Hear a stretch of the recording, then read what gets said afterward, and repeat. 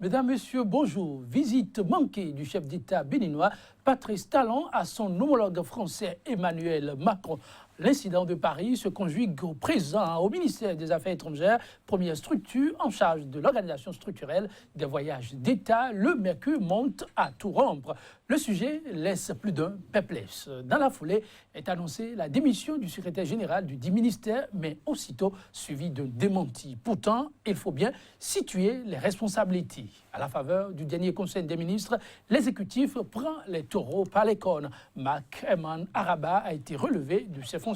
Le fauteuil est occupé par un intérimaire. Alors, la juste sanction, une première d'une longue série à venir, le principal coupable du couac de Paris, enfin trouvé. Mesdames, Messieurs, 100% bénin pour ce numéro. Ce sera un détour au cœur de la diplomatie béninoise sur fond de visite officielle de Patrice Talon dans l'Hexagone et dans certains pays de la sous-région. Thème au menu, limogeage du secrétaire général du ministère des Affaires étrangères, l'honneur de la diplomatie béninoise, enfin lavé. Deux invités sur ce plateau pour nous accompagner. Maître Paul Kato Atita, avocat au barreau de Cotonou, au Bénin. Il reste l'homme très averti des questions relatives aux relations internationales. Maître Paul Kato Atita, bonjour. Bonjour. Merci de nous accompagner pour ce numéro de 100% Bénin. Merci de m'avoir invité. Le plaisir est toujours partagé. En face de vous, Médéric François Gongo. Il n'est plus à présenter, éditorialiste. Il est le promoteur, oui, du quotidien béninois d'information Actu Express. Médéric François Gongo, bonjour. Bonjour Joël et amis téléspectateurs, bonjour. Le sujet que nous réunit ce matin, il s'agit bien entendu du limogeage du secrétaire général du ministère des Affaires étrangères dans le dossier encore fumant de la visite manquée de Patrice Talon à Paris. S'agit-il alors d'un acte qui vient restaurer l'image de la diplomatie béninoise? Avec vous, chers invités, nous allons apprécier l'ascension qui est tombée et les retombées que ceci pourrait bien avoir. Mais avant de vous donner la parole, nous allons établir rapidement la liaison avec la régie. Ensuite, on se retrouve.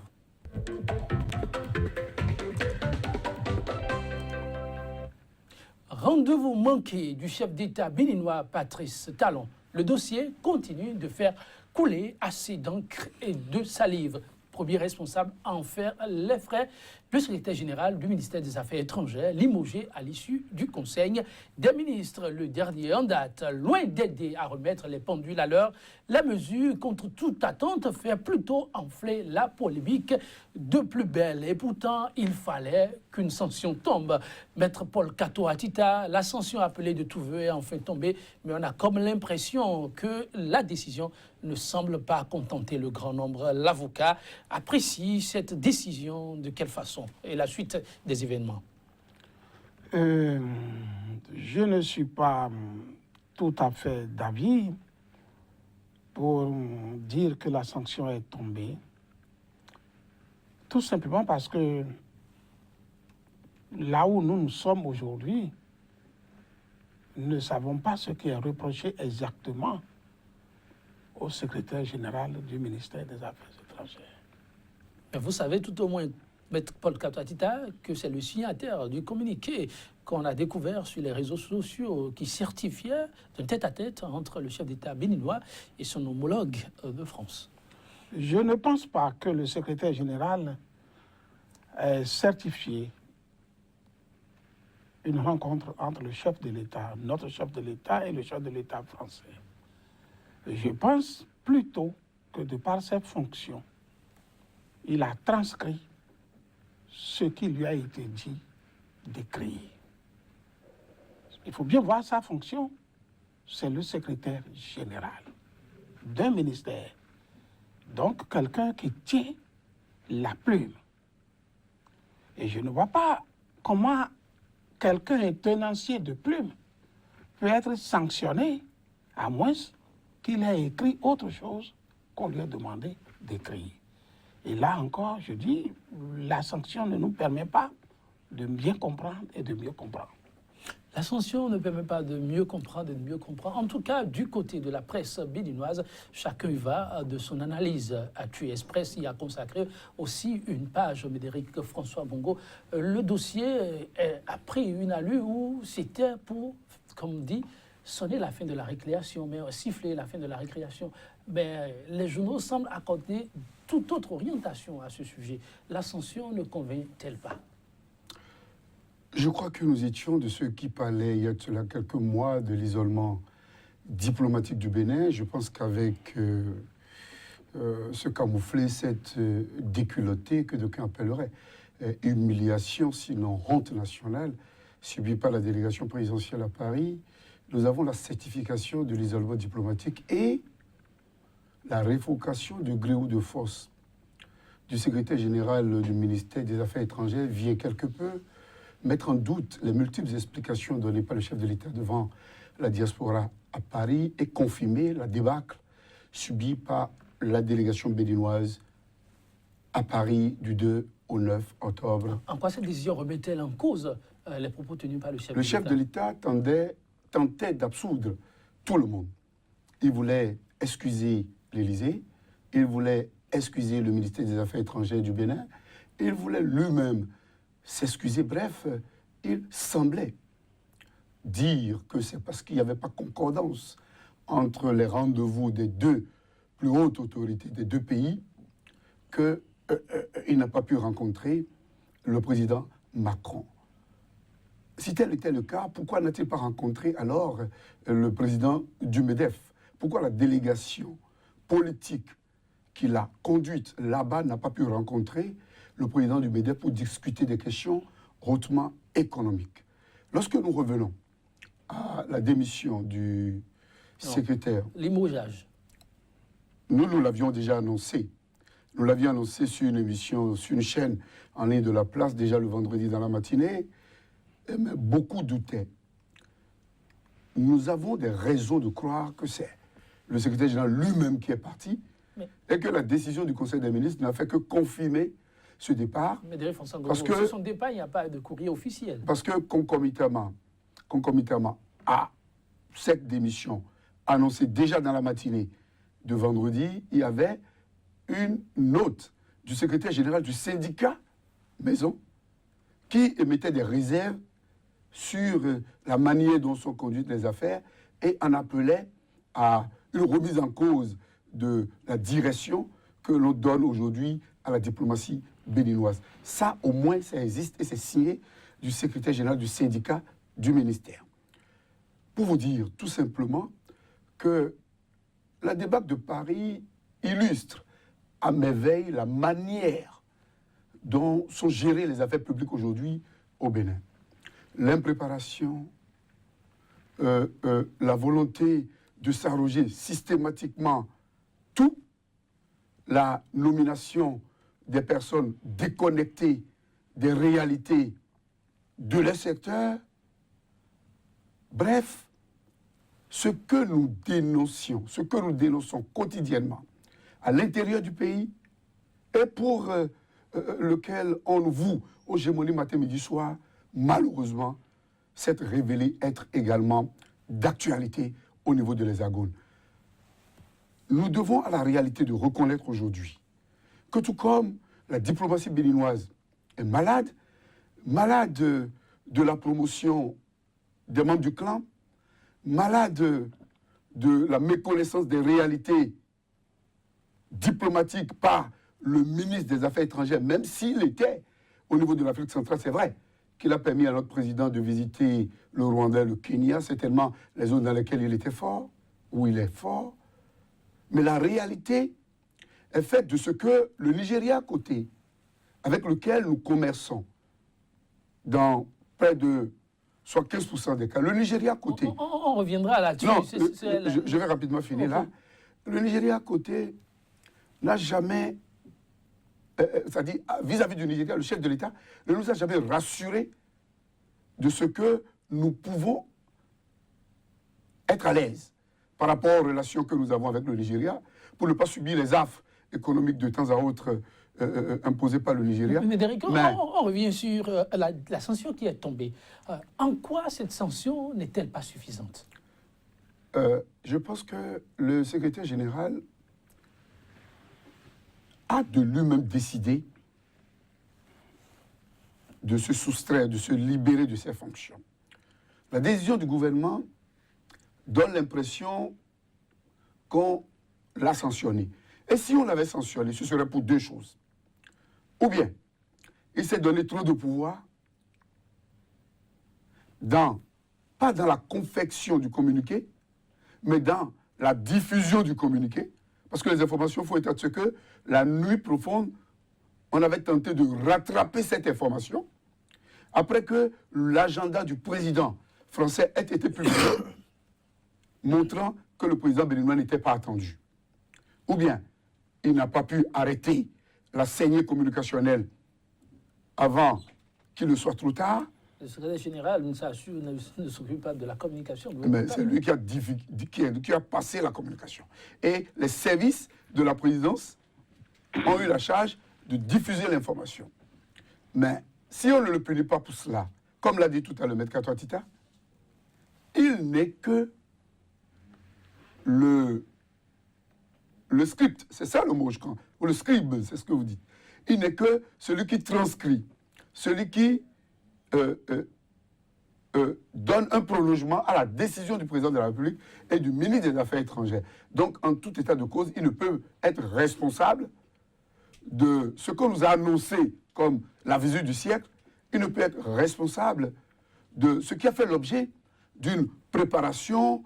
On a préparé la délégation, on a pu avoir les visas pour certains qui n'avaient certainement pas les passeports diplomatiques, on a pu faire des réservations, on a pu mettre à contribution la chancellerie béninoise à Paris, on a pu faire tout ça, on a préparé une rencontre qui s'est avérée non tenue. Je pense que là, il y a une faute grave. Et disjoncter un secrétaire général n'est pas suffisant.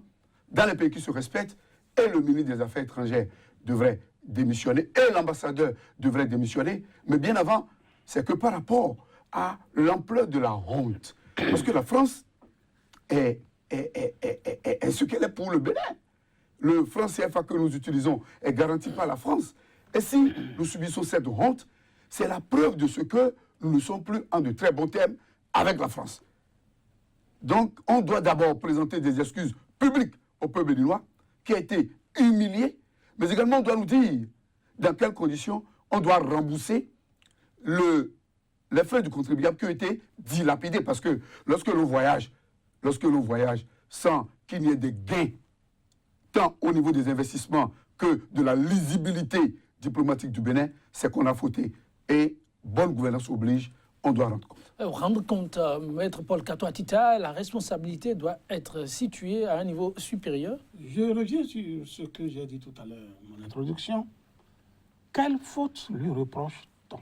Officiellement, il n'y a pas eu de précision. Alors, en l'absence d'une faute clairement énoncée, je pense que la sanction ne peut être analysée que comme une distraction. Une distraction, Une à quelle distraction. fin? À quelle fin? Non, tout simplement, trouver un bouc émissaire et justificatif, mais qui ne serait que fallacieux. Permettez-moi une seconde de l'expliquer. Allez-y. J'ai dit tout à l'heure qu'il n'est que le tenancier de la plume. Il écrit ce qu'on lui demande d'écrire. C'est d'abord ça sa fonction, secrétaire général. Cela ne l'oblige pas à écrire ce qu'il ne faut pas écrire non plus. Qu'est-ce qu'il a écrit d'autre qu'on lui a demandé d'écrire? Il faudrait qu'on l'explique, on ne nous le dit pas. On ne dit pas, le secrétaire général a écrit ci, alors que cela ne l'avait jamais été demandé. Ça n'a pas été dit. Mais je vais vous dire encore quelque chose. Mais lorsqu'il écrit, il faut voir l'organigramme de son ministère. Est-ce qu'il peut écrire sans que son ministre de tutelle n'en reçoive copie? Est-ce qu'il peut écrire sans qu'il ne reçoive copie? Et imaginez-vous,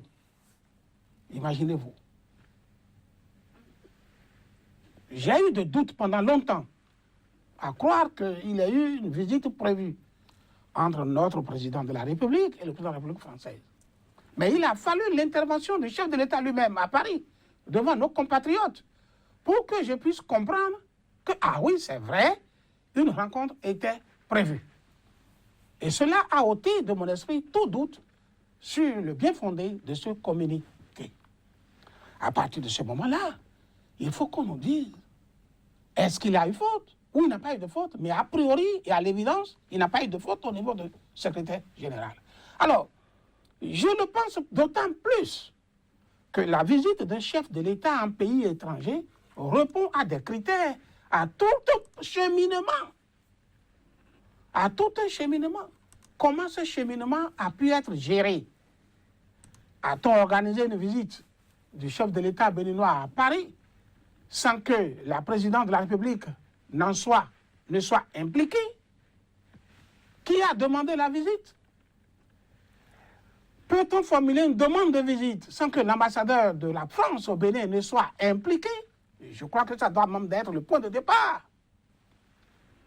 Qui a coordonné la demande au niveau de Paris, de l'Élysée? Notre ministère des Affaires étrangères est-il resté à l'écart? Notre ambassade à Paris est-il resté à l'écart? Ces axes qui interviennent dans l'organisation d'une visite de chef d'État à l'étranger. Alors, qu'est-ce qu'ils ont fait? Qu'est-ce qui s'est passé pour que finalement notre président se retrouve à Paris et n'a pas été reçu par son Donc collègue? autant de paliers à explorer. Absolument. C'est des paliers qui ne s'inventent pas, qu'on retrouve dans le périmètre du droit international, qu'on retrouve dans le périmètre des relations internationales en diplomatie. Alors, est-ce qu'il ne faut pas croire que la sanction qui est tombée reste une première et que d'autres suivront? En principe, je ne vois même pas une sanction au niveau de SG. On ne devrait pas. On ne devrait parce qu'il n'a fait que écrit, en tout cas a priori, jusqu'à preuve de contraire, il n'a fait que écrire ce que d'autres ont fait. C'est-à-dire tous les services compétents au niveau de la présidence, au niveau du ministère des Affaires étrangères à Cotonou et au niveau de notre ambassade à Paris. Il n'est que celui qui a écrit les conclusions qui lui seraient parvenues. Il ne peut pas imaginer ces conclusions-là. Alors, que gagnerait-on à vouloir faire de lui un bouc émissaire? Bon, je n'aime pas trop rentrer dans l'imagination. Je n'aime pas trop rentrer dans l'imagination. Mais je pense que, vous savez, la politique a ses secrets qu'on ne maîtrise pas trop. Ce qui s'est passé à Paris est très grave. Grave pour le pays. Même si dans les réseaux sociaux, dans les trucs, les commentaires, on rattache ça à la personne du chef de l'État. C'est d'abord le pays qu'un chef d'État étranger. Parce que le président de la République du Bénin, même quand il va en France, pour dire je m'en vais en visite privée, avant qu'il n'aille, le président français est au courant qu'il vient. Qu'un président de tel pays vient sur son territoire. Fut-il en visite privée? Fut-il pour se soigner? Et il doit savoir dans quel même hôpital il va pour se soigner. Et même savoir les noms des médecins qui vont s'occuper de lui. Parce qu'il n'est pas un homme ordinaire. Il n'est pas un homme ordinaire. Il a double qualité. C'est un chef d'État d'un pays étranger. Donc, ce communiqué, tout ce qui s'est passé à Paris paraît un peu bizarre. Et je peux vous dire que même en dehors de ce communiqué, se trouvant sur le territoire français, l'amitié franco-béninoise pouvait tout simplement amener le chef de l'État français à dire mais mon homologue béninois est fréquent sur mon territoire, fut-il en visite privée, il vient souvent, même si c'est pour des raisons que je connais, à titre privé, quand même, je vais lui rendre moi visite là où il se trouve, ou s'il se porte bien, si son agenda le permet, je suis prêt à le recevoir hors micro, hors tout à l'Élysée, entre collègues, pour l'amitié entre le Bénin et la France. Et ça se passe, vous ne saurez pas du tout, à moins que quelqu'un d'entre eux deux puisse révéler les secrets. Ça, c'est le symbole de bonnes relations. Mais ici, on nous annonce qu'au-delà de symbole de bonnes relations, au niveau de ce qui peut se faire entre amis, il y a eu un volet officiel, et ce volet officiel n'a pas eu lieu. Vous concluez que les relations sont en souffrance. Je crains que ce ne soit un début d'un isolement. Que ce soit le début d'un mécontentement qui s'exprime. Pour dire, je ne veux pas de ces gens-là. Je ne porte pas ces gens-là en cœur. On ne le dit pas ouvertement, mais les actes le montrent et c'est fréquent dans les relations internationales. fréquent dans les relations internationales, Méridiri François Gongo. Cette thèse semble revenir de plus en plus, mais qu'est-ce que le Bénin peut avoir à se reprocher pour que l'on veuille l'isoler? Est-ce qu'on ne fait pas aussi dans l'excès quand on évoque cette hypothèse? Une hypothèse reste une hypothèse, certes. Oui, je pense que nous allons toujours demeurer dans les hypothèses, mais des hypothèses de manière insistante qui vont se transformer en des faits historiquement établis. Mais je tiens d'abord à préciser que l'exécutif ne peut pas limoger le secrétaire général en la forme actuelle, puisque la faute n'est pas établie. Tout au moins, l'exécutif prendrait acte de sa décision de démission en l'habillant de manière un peu administrative, en l'habillant de manière politique, pour qu'on ne sente pas que c'est de lui-même que le secrétaire général est parti. Parce que la faute n'a pas été établie, la faute à lui reprocher n'a pas été publiée. Deuxièmement, le président Patrice Talon, tout comme il a d'évidentes difficultés de se départir de sa tunique d'opérateur économique ou d'homme d'affaires, n'arrive pas à se mettre complètement dans la toge du premier des Béninois. On a comme impression qu'il se considère toujours comme l'individu Patrice Talon, qui peut se comporter comme il veut, aller visiter qui il veut, s'annoncer et ne pas être reçu comme on l'a constaté, choisir les pays à visiter compte tenu de ceux qui l'arrangent lui. Le cas du Kenya et du Rwanda sont des exemples évidents parce que de manière diplomatique, nous ne savons pas ce que, sur le plan diplomatique, nous ne savons pas ce que le Bénin a en commun, ni avec le Rwanda, encore moins avec le Kenya. Tout ce que nous avons en commun, dans l'ordre de 75%, 80%, c'est avec le Nigeria. Mais depuis que le chef de l'État est là, nous pouvons compter combien de fois il a été au Nigeria. Et nous pouvons également nous inquiéter de ce que ces 2 ou 3 visites au Nigeria ont apporté à l'économie béninoise, à la diplomatie béninoise, au rapport de bon voisinage séculaire, historique, établi entre le Bénin et le Nigeria. L'isolement diplomatique, Maître a utilisé tout à l'heure un terme diplomatique que l'on tend vers un isolement, mais pour l'éditorialiste que je suis, moi je constate que nous sommes en plein dans l'isolement. Et si je reviens à votre question, vous interrogez, vous inquiétez des raisons qui pourraient amener le Bénin à être isolé, et notamment par la France. Et à ce niveau, je tiens à rappeler qu'avant la visite du chef de l'État, la visite ratée du chef de l'État à Paris, il y avait eu cette affaire d'enrichissement ou bien d'acquisition de biens non justifiés, notamment par l'Agentier national. On nous a dit au départ que l'Agentier national n'était pas propriétaire de ces biens, mais après, on s'est ravisé, on nous a dit qu'il avait travaillé dans plusieurs institutions et il pouvait avoir de l'argent pour s'offrir autant de biens que ce que nous avons eu à publier. Très rapidement, on a camouflé cette affaire.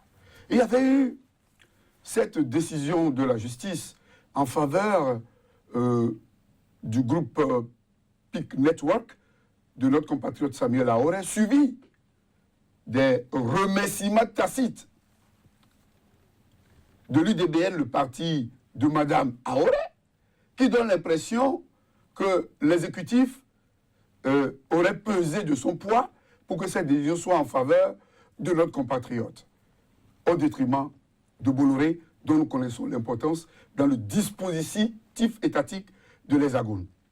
Nous avons eu ces 2 faits. Nous avons également beaucoup d'échos nauséabonds qui parviennent du Bénin et qui font état de ce que le chef de l'État difficilement arrivait à établir l'étanchéité, lui et ses proches collaborateurs, lui et ses amis, lui et ses inconditionnels, qu'ils arrivent à établir l'étanchéité entre leurs affaires et les affaires publiques.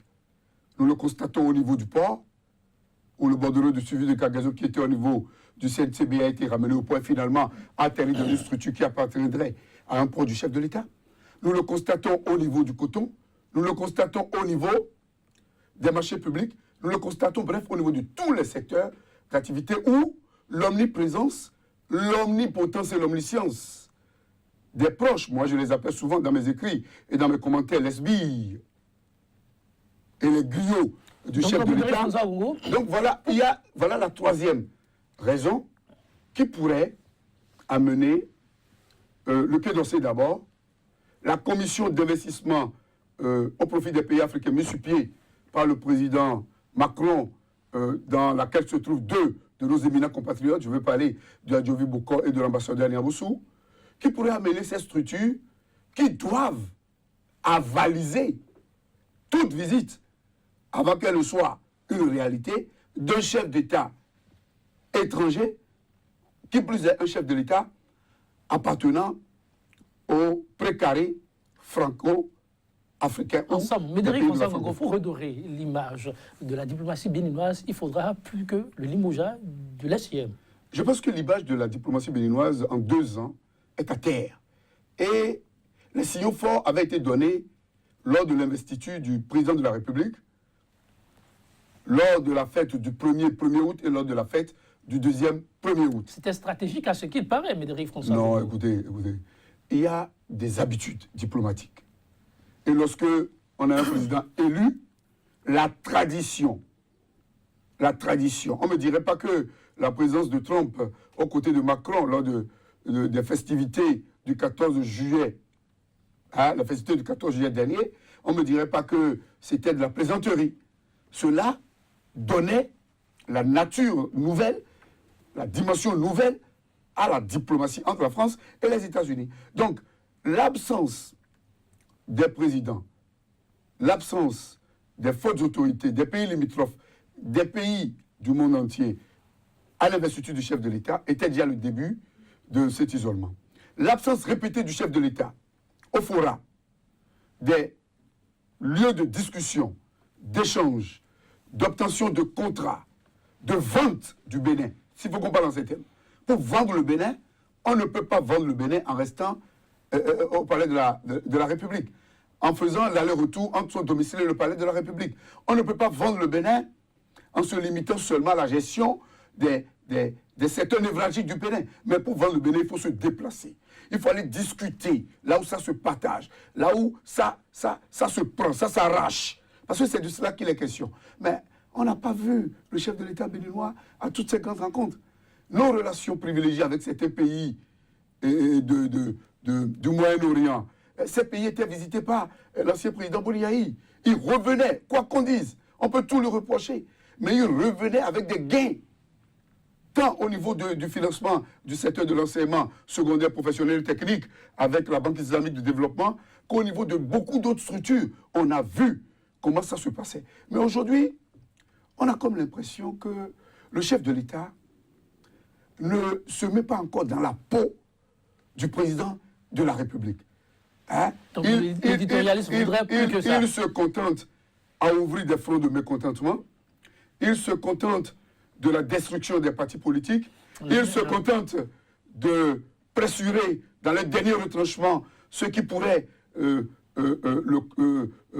se présenter comme des challengers ou des concurrents de taille à lui. Bref, il pose des actes qui nous ramènent tout le temps à sa personne d'individu, de Patrice Talon, et non à sa personnalité de chef d'État. Le chef de l'État l'a dit, il va falloir faire le ménage pour pouvoir aller de l'avant. Peut-être que c'est le style qui pose problème et qu'il y a encore du chemin à parcourir et le peuple se rendra compte du travail qui est en train d'être fait. En tout cas, si à Paris, les fruits n'ont pas tenu la promesse des fleurs, dans la sous-région, manifestement, il y avait de regain à cette distance du chef d'État béninois, Maître Paul Katoa-Tita. Quel est le regard que vous avez porté sur cette descente? Vous êtes toujours dans l'optique qu'il y a un petit flottement au niveau de la diplomatie. Je dis que le Bénin est à la porte d'un isolement diplomatique. Nous sommes au niveau de la sous-région, Maître Paul Katoa-Tita. Oui, je viens. Ben, quand quand je lis les réseaux sociaux, je lis les journaux, hein, parce que je n'ai plus perdu l'habitude de ces temps-ci pour les journaux. Alors, personne ne s'est demandé pourquoi ce programme de visite du président français dans la période a été injecté sur les réseaux sociaux. Alors, vous avez mené la réflexion. C'est quoi la réponse? Mais c'est pour dire aux Béninois, ce qu'on vous dit est faux. C'est une parole, pas les actes. Ça veut dire qu'ils suivent de très près ce qui se passe chez nous et ils ont voulu tout simplement poser un acte pour dire « nous ne sommes pas contents de vous ». Et c'est une démarche tout simplement pour dire au peuple béninois « c'est faux, on n'a pas un rendez-vous avec lui ».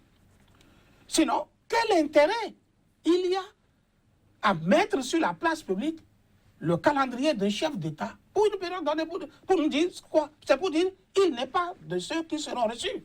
Moi, je n'ai pas vu le calendrier. Mais je sais que les gens en parlent. Je dis, tout ça doit nous faire réfléchir. Et ça m'amène à dire quoi? Contrairement à ce que dit mon ami et frère Gongo, il faut aller plus loin pour rechercher les causes. Avec tout ce qu'il a dit là, vous trouvez qu'il faut aller encore plus loin? Il faut aller plus loin. Oui. La marche lointaine nous amène où? La marche lointaine nous amène où? Mais est-ce que la politique de notre gouvernement ne pose pas problème? La politique actuelle? Oui, ne pose pas problème. Parce que vous voyez, les Béninois se plaignent trop. Ils se plaignent de quoi? Ils se plaignent de la faim. L'avocat a le temps d'écouter les Béninois? Non, ils se plaignent trop. Ils se plaignent de la faim. Ils se plaignent qu'ils ne trouvent plus d'argent, que l'argent ne circule plus. Mais attendez, vous allez poursuivre, je ne vous interromps pas, mais quand vous dites que l'argent ne circule pas, à cela, le gouvernement a donné une réponse qui avait de l'argent sale en circulation. Non, c'est pas question. Je m'avais donné la cause, là où vous m'avez interrompu. Et les Béninois indexent comme source de leur souffrance une politique fondée sur les conflits d'intérêts. Ça, il faut appeler les choses par leur nom. Hein. C'est-à-dire un système économique et politique dans lequel les axes centraux de revenus de l'État sont confisqués par quelques-uns. Ces axes centraux ne relèvent plus du patrimoine national. Le gain généré par ces axes centraux ne va plus dans le trésor public. Mais ça va dans la poche de quelques-uns. Quelle démonstration faites-vous là? Et ces quelques-uns ne sont pas en mesure de dépenser autant de fois qu'il faut par jour pour permettre à la monnaie de circuler dans tous nos hameaux, dans tous nos foyers et permettre à chacun de nous d'en avoir un minimum. Aujourd'hui, pratiquement, ce que vous dites là, pour dire l'argent propre, là, ça veut dire quoi? Les salaires d'ex-fonctionnaires béninois, ça fait à peine 3 milliards de francs CFA par mois. Et nous sommes 10 millions au moins de Béninois. Faites le ratio. Faites le ratio de 3 milliards par mois pour 10 millions de personnes, et par jour, et par semaine, et par mois. Alors que, en dehors de ça, de ces 3 milliards avant, les axes centraux, les sources de revenus centrales de l'État appartenaient à l'État, payaient les impôts à l'État, mais également l'État lui-même gardait le fonds, le bénéfice de façon intégrale. Aujourd'hui, le bénéfice n'est plus dans le trésor public. Le bénéfice est dans la poche de ceux qui se sont fait propriétaires de ces entreprises de l'État. Alors, donc, tout ça, les Béninois se plaignent et en souffrent énormément. Mais vous avez dans le pays, vous avez les ambassadeurs, les chancelleries là. Vous voulez dire que c'est des services de renseignement? Attendez. C'est des services de renseignement? En relations internationales, oui. Tous ces services, toutes ces ambassades ont des cellules d'information et de renseignement. Ce n'est pas un secret. À l'heure où nous parlons aujourd'hui, tout ce que disent les Béninois, les émissions sur radio, les journaux, il y a toujours dans chacune des ambassades un service compétent qui fait le rapport et dresse le rapport à leur pays automatiquement. Dans ce pays, voici le niveau de morale des populations, voici ceci, voici ceci, voici ceci. Compte rendu est fait automatiquement. Les ONG que vous avez sont des structures de relais au plan international. Le ministre des Affaires étrangères qui a fait les Nations Unies ne peut pas me démentir. Moi aussi, j'ai fait les Nations Unies, ne peut pas me démentir. Vous voyez, nous avons tous étudié le droit international public, nous avons tous étudié les relations internationales. Ne peut pas me démentir. Ces ONG que vous avez pêle-mêle là, ces ONG-là, ils font tous des rapports. Et ces rapports arrivent quelque part. Les dirigeants étrangers qui sont nos partenaires sont au courant. Et quelque part, ça peut les déranger. Et en amitié, ils peuvent téléphoner à leurs collègues de chef d'État pour dire, mais monsieur collègue, les rapports qui me parviennent sur ci ou ça, mais écoutez, vraiment, changer un peu de politique. Donc, Il faut le dire soit directement, soit le faire dire diplomatiquement par un émissaire ou par leur ambassade sur place. Maître Paul Katoatita, Et lorsque vous invitez le gouvernement à revoir carrément sa politique. et lorsque vous ne vous mettez pas dans l'orbite de changer un peu votre politique, ça devient agaçant pour eux. Comment nous, on peut continuer à recevoir un chef d'État, un homme politique d'un pays étranger, dont les populations sont en souffrance et se plaignent tous les jours? Maître Paul Katoatita, vous avez posé des problèmes, pour le moins on peut dire pertinents, mais vous n'avez pas, vous n'avez pas répondu à ma question. Oui, ça mérite réflexion, la problématique que vous avez posée. On reviendra peut-être aussi là-dessus. Je vais vous faire une confidence. Je vais vous faire une confidence dans 2 secondes. Laquelle? Dans mes activités professionnelles, j'ai eu l'occasion d'être très souvent en contact des hommes politiques au plus haut niveau. J'étais dans un pays africain, dans un groupe d'avocats. On était avec un chef d'État étranger dans un groupe d'avocats. Et en ce moment-là, il avait des problèmes dans un pays africain. Et on discutait avec lui, subitement, son téléphone sonne. Il n'a pas eu de gêne à décrocher le téléphone devant nous. Qu'est-ce que c'était le problème? On l'informait directement de l'aéroport de son pays que le fils de ce chef d'État venait d'atterrir à l'aéroport. On venait de l'informer pour avoir son avis. Pourquoi? Parce qu'en ce moment, ce chef d'État était mis au banc des accusations, était en isolement. Et lui ne voulait pas prendre le risque. Ne vit pas, dites-vous, en vase clos, oui. Lui ne voulait pas prendre le risque d'accepter tout son fils. C'est pas le chef de lui-même, même sur le territoire. Il dit à celui qui l'a informé de l'aéroport, dont moi, on va connaître, faites tout pour bien le ménager. Attendez, moi, je vais vérifier quelque chose. Quelque chose là, il disait de lui, je vais appeler. Quand il dit, parle le président tchadien, pour vérifier ce qu'il peut autoriser cet enfant à rentrer dans son pays. Surtout qu'il ne sait pas. Le Bénin ne vit pas en vase clos, il va falloir le savoir et faire avec. Merci, Maître Katoatita, vous n'avez pas répondu à ma question, mais je suis obligé de la poser à Médéric François Gongo, quitte à vous revenir. Médéric François Gongo, il y a eu problème, c'est évident, il y a eu quoi? Autrement, on n'allait pas relever le secrétaire général du ministère. Quelles sont les raisons probables? On est en phase d'analyse. Maître Katoatita a fait étalage d'un certain nombre de préoccupations. Mais il faut reconnaître qu'au niveau de la sous-région, ça a été plutôt une visite de courtoisie assez chaleureuse. Et ça, c'est aussi à l'actif de la diplomatie béninoise. Non, je pense que visiter les pays de la sous-région ne relève pas d'une prouesse toute particulière d'une diplomatie. Lorsque la cinglante raclée a été assénée par l'Élysée à Paris, donnant la preuve évidente d'un isolement diplomatique du Bénin, du fait de certaines pratiques à l'intérieur du pays qui seraient très mal vues, du fait que, Maître l'a dit tout à l'heure, du fait que le dictat sur les secteurs vitaux de la nation se constate. Dans la sous-région, en Côte d'Ivoire notamment, le chef de l'État a plein d'intérêts. La douane béninoise est assistée par une société ivoirienne, aux mains, et là je ne trahis pas un secret, du fils de la première dame. La sécurité de l'aéroport est assurée par Mofodis, une société ivoirienne. La route, l'ALO, etc., a été gagnée à 98 milliards. Par NSE, une société de droit ivoirien appartenant à un Libanais. Et la liste est longue. En Côte d'Ivoire, le chef de l'État a ses intérêts. Des sociétés mises auparavant pour gérer les activités. Et pendant le cas du Burkina. Le cas du Burkina Faso, selon certaines indiscrétions, les Anglais auraient été au cœur des discussions.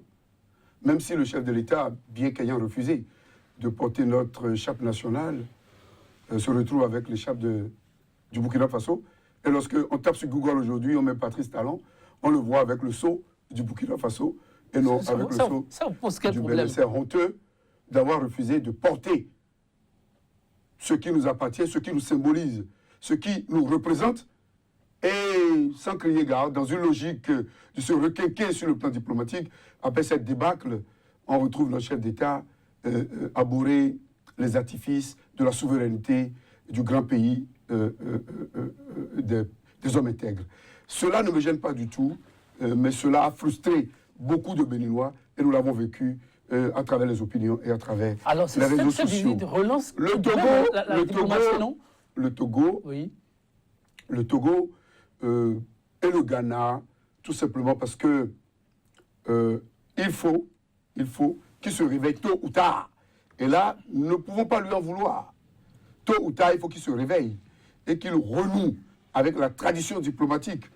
Mais dans tous ces pays, on nous parle de la construction d'une représentation commerciale du Burkina au niveau du port. Mais le Tchad en avait construit sur Yahi plusieurs fois. Le Burkina même en avait construit, je crois bien, sur Yahi. Ça, c'est pas une prouesse toute particulière. Au niveau du Togo, on nous annonce que le chef de l'État serait membre d'une délégation de pacification de la situation. Lorsque dans son pays, on n'arrive même pas à s'entendre avec ceux qui ont tout fait pour qu'on soit au pouvoir, lorsque dans son pays, c'est la terreur qui est érigée en système de gestion, lorsque dans son pays, les gens sont affamés à volonté que l'on le reconnaît, soit même en invitant le peuple à se serrer la ceinture, en renvoyant le peuple à 2 ou à 3 ans avant de voir les résultats, lorsque l'on a tous ces problèmes dans son pays, lorsque les Béninois sont traités comme des moins-êtres, je pense qu'on ne peut pas vouloir se faire une santé diplomatique en essayant de visiter des pays qui ne nous apportent fondamentalement pas grand-chose. Si c'était au Nigeria, si on nous annonce une visite officielle du chef de l'État au Nigeria, précédée d'une commission mixte économique, pour analyser les situations, revoir les opportunités, comment le Nigeria peut lever les interdictions sur certains produits, comment on peut nous alléger le flux de nos marchandises à travers les 2 frontières, comment les familles historiquement unies, historiquement établies à travers les 2 frontières peuvent se retrouver pour discuter de manière à ce qu'on saute les barrières des frontières pour permettre aux 2 peuples amis de vivre dans la joie et dans l'harmonie. Et au Bénin, qui se retrouve comme, j'allais dire, à côté du Nigeria, le Nigeria qui est un don pour le Bénin de profiter de cette situation. J'attends que le chef de l'État aille au Nigeria. Vous serez servi, Médéric François Gongo. Je ne suis pas membre de la cellule de communication, mais sans doute ça suivra. C'est une étape et d'autres suivront. Maître Paul Katoa-Titaoui, très rapidement, votre lecture par rapport à cette visite de la sous-région. Les pays de la sous-région dont vous parlez sont tous sous l'emprise de la France, comme le Bénin lui-même.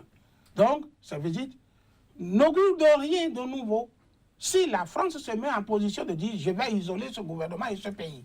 Donc, je dis une chose, si la France le dit, ils vont tous la suivre et nous isoler. Je dis, il faut que le régime puisse renforcer sa base à l'intérieur du pays en revoyant son orientation politique par rapport aux problèmes sociaux des compatriotes béninois. La souffrance est atteint un niveau élevé. Et c'est ça qui fait le décalage entre le régime et son peuple. C'est-à-dire qu'il faut que le régime se retire de cette politique nationale économique pour dire désormais je veux une politique économique humanisée. Il faut que le régime trouve les créneaux et doit trouver, s'il veut être en harmonie avec son peuple, les moyens de faire cesser la grogne sociale qui n'est fondée que sur la faim, sur le manque de l'argent. Le régime, en fait, n'a aucun problème. Moi, je dis toujours, quand je dis, le chef de l'État se crée lui-même des problèmes. Le gouvernement se crée des problèmes. Notre pays est un pays naturellement pauvre, qui n'a pas de revenus.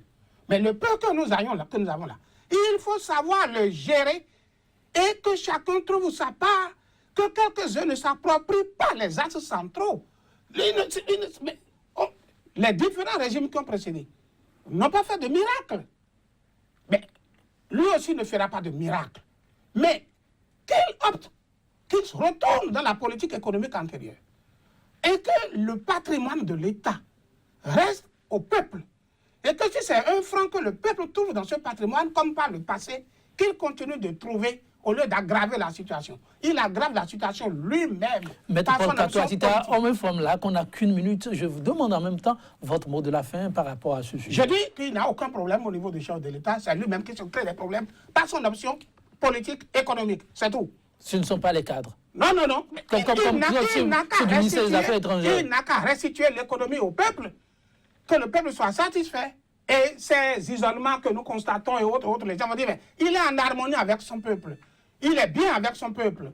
Qu'est-ce que nous pouvons lui faire du mal? L'ANA du Bénin est définitivement lavé avec le limogeage. Non.